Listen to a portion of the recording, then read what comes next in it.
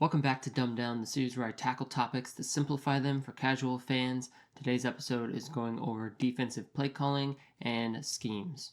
Once again, I want to open with a breakdown of the play call. So, just like the offense, the head coach has a microphone. He speaks the play call into the microphone, and it's then transmitted to a speaker in a defensive player's helmet, most likely a linebacker. They have a green little sticker on their helmet so you can see them whenever they're playing on the field, and they are the ones receiving the play call. Now, for the defense, the formatting of the play call is a little bit simpler, with the order being it's going to go formation, front, coverage, and then we'll call it like tricks at the end there. So, starting with formations, the standard formations for defense are as follows: a 3-4 defense, a 4-3 defense, a nickel, a dime, quarter, and dollar defense. For the formations that include the two numbers, the first number refers to how many players will play D line, and the second number refers to how many players will play linebacker on that play.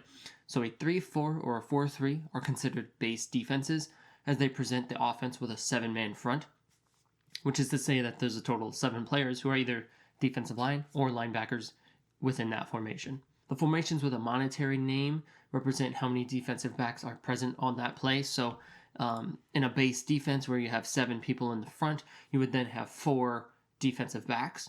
And so when you move into nickel, now you have 1 more than your normal base defense, which is now 5, hence the nickel name. When you go upwards in the money, so you go nickel, dime, you are then adding a defensive back for each of those. So you're going up to dime, which is going up to 6, and then quarters is going to have 7, and then you're going to have quarter go to dollar, and you're going to have 8 defensive backs on the play. This isn't to say that these are all of the defense's formations, and they can really have any number with formations such as a 4-4 or a 6-1 and any assortment of those numbers as well, although they aren't as common, so not touching on them as much here. Next up, we have the front. So the formation is the general alignment of players.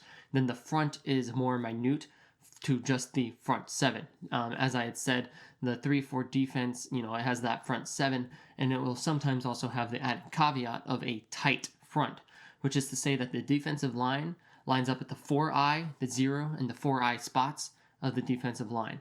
The specifics of this is something for a video of its own, but to quickly go over it, the 4-eye to 0 to 4-eye alignment is closer than the other 3-4 fronts, hence the term tight to mean that they're closer together. Now, for this diagram, the easiest way to remember what's what here is that even numbers mean that a defensive player lines up directly in front of an offensive player, and the odd numbers mean that they line up on their outside shoulder, and if you have the little caveat of the eye, that means you're lining up on the inside shoulder. So a 4-eye means you're going to line up on the inside shoulder of that player. For the purposes of this video, this is the extent that I will be going into fronts, but in follow-up videos, I'll dive into all different formations, fronts, everything I go over in this video. I'll have a more fleshed out video for it on its own as well. So now that we have the formation, we now know who's coming to the field. We now know the finer details of the defensive line's alignment with the front, and now it's time to address the defensive backs. So coverage is where this is decided. Coverage will decide where the linebackers and the defensive backs align, and the basic coverages include cover 0, cover 1, cover 2, cover 3, cover 4, cover 5, cover 6. There's some more as well, just like with fronts and other formations that I didn't name, but as I said, they're less common. They'll get the video of their own, not so much right now. So as you can see, we have a very straightforward naming convention here. We have cover, and then we have a number after it. Now, for the ones which are covers 0 through 4, this number refers to how many deep zones there are on the play. So a zone is an area of the field. A deep zone means that you're playing farther from the line of scrimmage. And so in cover 4, there are 4 players who are assigned deep zones away from the line of scrimmage. Now in cover 0, there's 0 deep zones. And 1, there's 1, and 2, there's 2, and 3, there's 3. Cover 0, since there's 0 deep zones, can also be referred to as man coverage. There's no one on the defense who has an assignment that isn't a player on the offense, which means they're manned up with every single player across the offense. Cover 5 acts as a hybrid call, so it's 2 deep zones, but also man coverage underneath that. So it's going to be your cover 2 man. It's sometimes referred to as cover 5. And then you have your cover 6, which is a hybrid of cover 2 and cover 4. Won't get too deep into it, but here's what it looks like. Before I get into the tricks section of the video, if you are enjoying this video, go ahead and hit subscribe if you want to see more of these videos around, hit the bell if you want to know exactly when they drop. We have a lot of content that comes out on this channel outside of this kind of breakdown analysis video. We also do scouting reports before the draft. We also do just an assortment of videos in the off season, as well as have a podcast in season. So if any of that sounds interesting to you, go ahead, check us out, hit subscribe, enjoy your stay here. I will go ahead and get into the final part of the play call here, which is the tricks. So last episode I covered blitzes, which is when you send an additional player to rush the passer or get into the backfield for the running back. Now I would consider this one of the defensive tricks because you don't always have to send that blitzer. You can sometimes show that you're blitzing and bluff it. So bluffing a blitz is when, let's say you line up 6 guys at the line of scrimmage. You usually run a 4-3. You got 4 guys there usually. Now you've got 2 extra people there. And the offensive line is thinking, we got to block 2 extra people. And then the ball is snapped, and you don't actually end up blitzing those players. You have them back up into their coverage.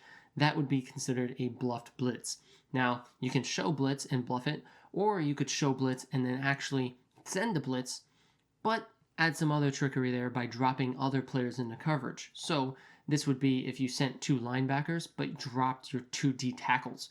You're then sending not an actual blitz. You're sending the same amount of players, but you've now confused the offensive line into thinking they have to cover 6 players. But you still have your coverage zones allocated. You have someone there while they might not be as well in the coverage department, as a D tackle is usually not as good at covering as a linebacker.